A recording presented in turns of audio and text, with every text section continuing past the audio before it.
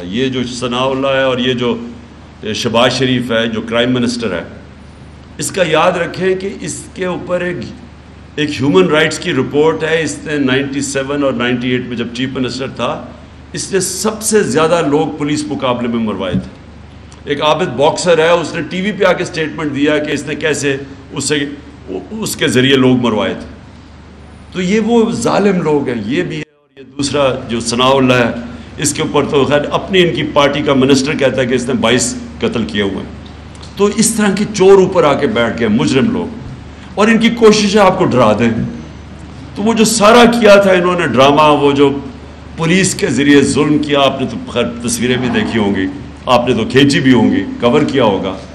کس طرح انہوں نے فیملیز نکلی ہوئی تھی، عورتیں تھے، بچے تھے، ان کے اوپر جو انہوں نے شیلنگ کی. اور وہ چھوڑیں، شیلنگ تو ایک طرف ہے، ہمیں جو کلیکشن آئی ہے شیلز کی، وہ ایک ایسے شیلز کیے تھے وہ صرف دہشت گرد کے خلاف استعمال کرتے ہیں، وہ لوگوں کے اوپر انہوں نے استعمال کیا. کیا ان کی کوشش ہے کہ کسی طرح پبلک ڈر کے سہم کے بیٹھ جائے، تاکہ یہ چور پھر سے جو 30 سال یہ دو خاندان حکومت کرتے رہے.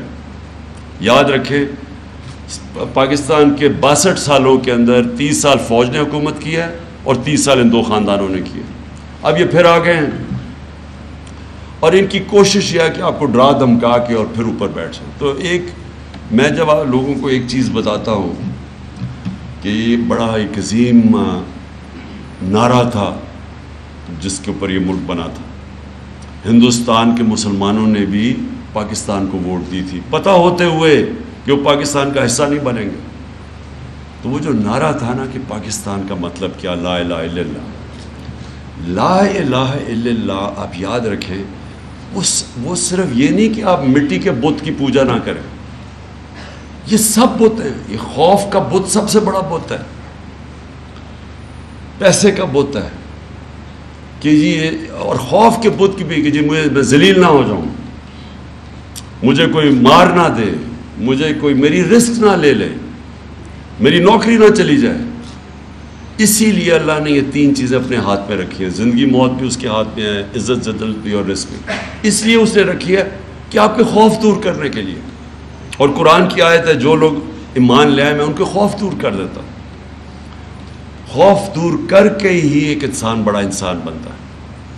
کسی نے دنیا میں بڑا کام نہیں کیا جس نے اپنے خوف کے اوپر قابو نہیں پایا، کسی نے نہیں کیا. آج تک میں کوئی کھلاڑی، اتنی دیر میں کرکٹ کھیلتا تھا، میں نے کوئی بڑا کھلاڑی نہیں دیکھا جو گیند لگنے سے ڈرتا تھا، جو ہارنے سے ڈرتا تھا، بولر مارک، کبھی کوئی اس نے بڑا کام نہیں کیا، اوپر نہیں کیا. تو اس لیے یہ یاد رکھیں کہ یہ جو قومیں غلام ہوتی ہیں، 4000 انگریزوں نے 40 کروڑ ہندوستان کے اوپر حکومت کی تھی.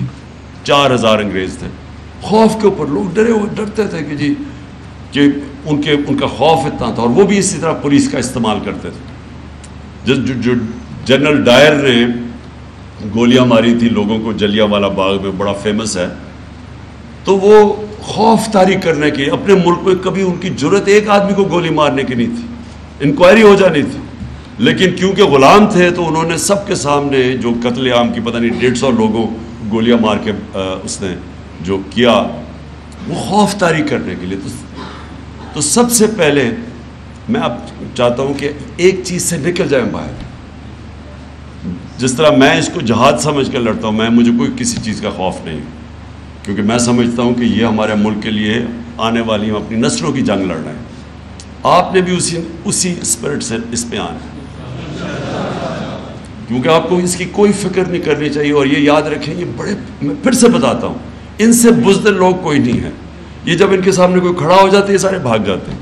تو انشاءاللہ آج سپریم کورٹ کے اندر ہمارا کیس لگا ہوا ہے.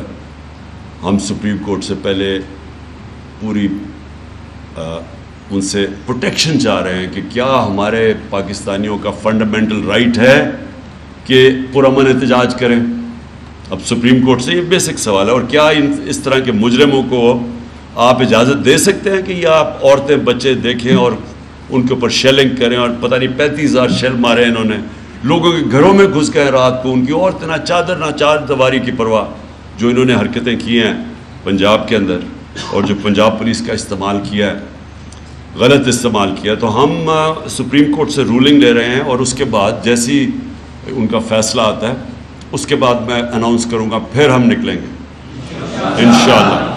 اور اس باری بہت بہتر پلاننگ ہوگی۔ اس باری ہماری پلاننگ کوئی ٹھیک نہیں تھی، اور پلاننگ اس لیے ٹھیک نہیں تھی کہ ہم اس غلط فہمی میں پڑ گئے کہ سپریم کورٹ نے اس وقت کوئی رولنگ دی تھی، تو ہم نے سمجھا کہ اب راستے صاف ہو جائیں گے، اور ہم نے سمجھا کہ راستے بھی صاف ہو جائیں گے اور یہ چھوڑ بھی دیں گے سب کو۔ ہمیں کیا پتہ تھا کہ انہوں نے کسی کی پرواہ نہیں کی، تو اس لیے اس باری انشاءاللہ ہم تیاری کر کے جائیں گے، اور اب جو ہم نے غلطیاں کی وہ اب نہیں دیکھیں گے۔ تو میں نے صرف آج آپ سب کو بلایا اس لیے تھا کہ مجھے پتہ ہے آپ نے کیا کیا سینز دیکھے، مجھے پتہ ہے کئی میں دیکھ رہا ہوں کوئی انجر بھی ہوئے ہیں، اس میں ان کو چوٹیں بھی لگی ہیں اور انجریز بھی ہوئی ہیں، زخمی ہوئے ہیں۔